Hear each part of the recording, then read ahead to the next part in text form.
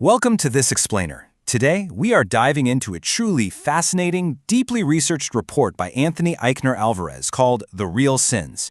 It sets out to answer a pretty profound question. What did ancient traditions, across completely different, completely isolated cultures, independently agree were true violations of reality versus the arbitrary rules that were built merely for human compliance? We're going to break down the entire text today to see exactly what Alvarez uncovered. It's quite the journey. Okay, let's dive into this with the central paradox of the report. The Torah alone contains 613 commandments, but a huge portion of them focus on things like, grain offerings, correct thread counts, dietary restrictions. And the author poses this really striking question. If God is infinite consciousness and ultimate love, why is he so micromanagingly concerned about fabric blends?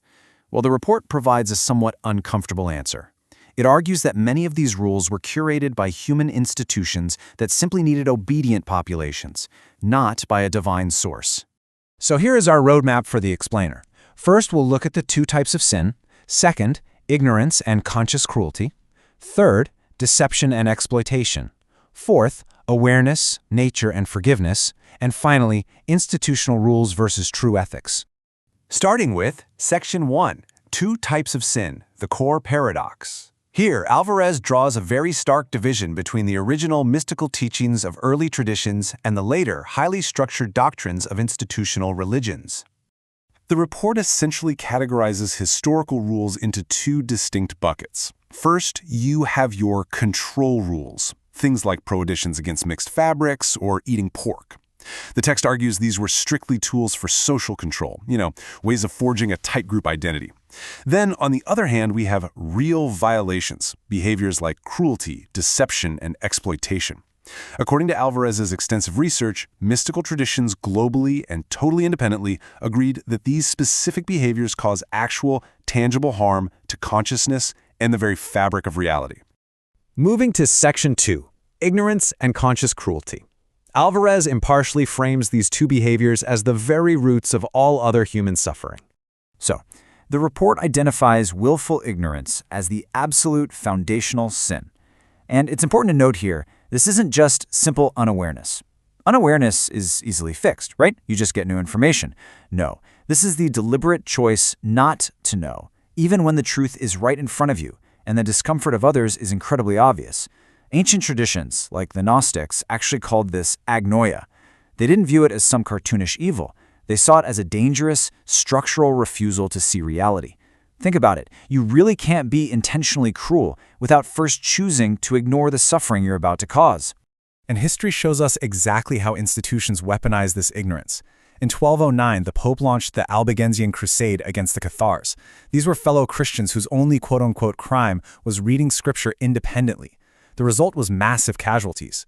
By 1408, the Oxford Constitution made translating scripture into English an offense literally punishable by death. And from 1559 all the way up to 1966, the Catholic Church maintained a strict list of banned books. The author makes the case that these weren't spiritual decrees at all. They were highly calculated political moves to penalize anyone seeking independent truth. Which brings us to this staggering statistic highlighted by Alvarez: 100%. Absolutely every major ethical tradition independently prohibits causing unnecessary suffering. And that's our second real sin, conscious cruelty. Across cultures that had literally zero contact with each other, from Jainism to Stoicism to the African philosophy of Ubuntu, causing deliberate harm to conscious beings is universally and unequivocally condemned. But there is a massive contradiction here. On one hand, we have the mystical view, like the Hermetic law of love, which basically says that harm to one is harm to the whole. On the other hand, the report details brutal institutional cruelty. We're talking about the Inquisition, using torture to, save souls, or colonial residential schools, forcibly removing indigenous children.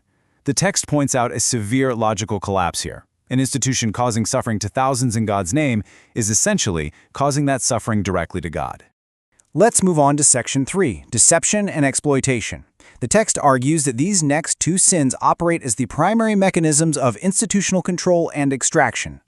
To really grasp the modern scale of deception, our third sin, the report cites this staggering statistic from the IMF: $5.8 trillion. That is the estimated annual global cost of corruption. Deception is framed here as a systematic corruption of our very ability to navigate reality. In ancient frameworks, like Zoroastrianism for example, the struggle of existence wasn't about rule following. It was literally a cosmic battle between truth and the lie. Light reveals reality, while lies imprison us in darkness. And the report backs us up with undeniable historical examples of institutional deception. At the Council of Nicaea in 325 CE, specific texts were handpicked to centralize authority, while alternative gospels were actually burned. And this isn't just ancient history either. When the groundbreaking Dead Sea Scrolls were discovered in 1947, they were restricted from the broader academic community by a tiny elite team of scholars for nearly 40 years. The author notes a very clear pattern. Whenever consciousness-transforming texts are discovered, institutions with a stake in the dominant narrative tend to lock them away. Naturally, this hoarding of truth feeds directly into the fourth sin, exploitation. Ancient philosophies, from Kant's categorical imperative to the African tradition of Ubuntu, viewed treating others merely as resources as a profound violation of universal unity. Yet institutions have historically endorsed exactly that. I mean, the papal bulls of the 1450s literally authorized the enslavement of non-Christians. Meanwhile, the biblical tithe system extracted heavy wealth from poor peasants under the psychological threat of hellfire, all to fund massive opulent building projects. All right, Section 4, Awareness, Nature, and Forgiveness. Alvarez characterizes this final trio of sins as profound acts of disconnection from the fabric of reality itself. The fifth sin is the abandonment of awareness. The report points out that U.S. adults average a wild 6 to 9 hours of screen time daily, while the global alcohol industry pulls in over $500 billion annually.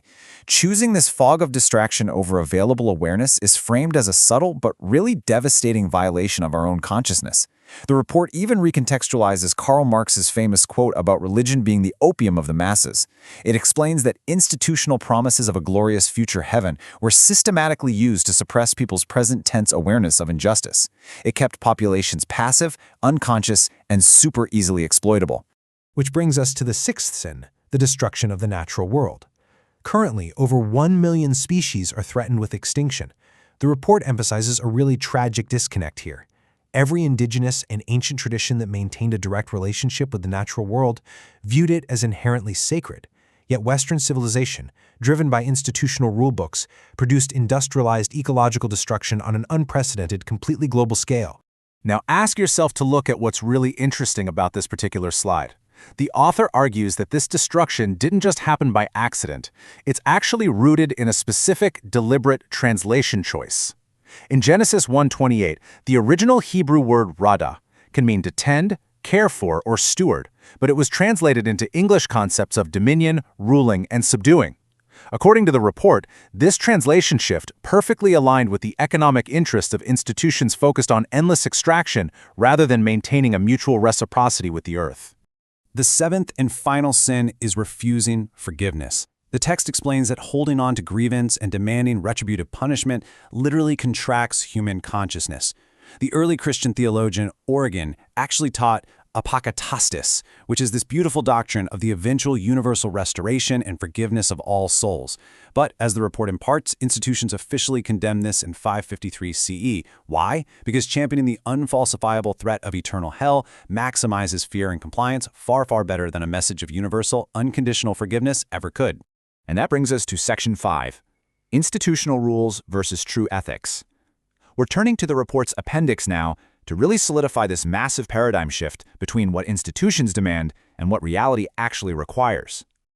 Let's summarize the core thesis here. Alvarez analyzed specific biblical rules right alongside their actual institutional functions. So prohibiting mixed fabrics? That wasn't about divine purity. It enforced economic separation. Mandating a 10% tithe wasn't really about spiritual discipline. It provided direct funding for the priestly class.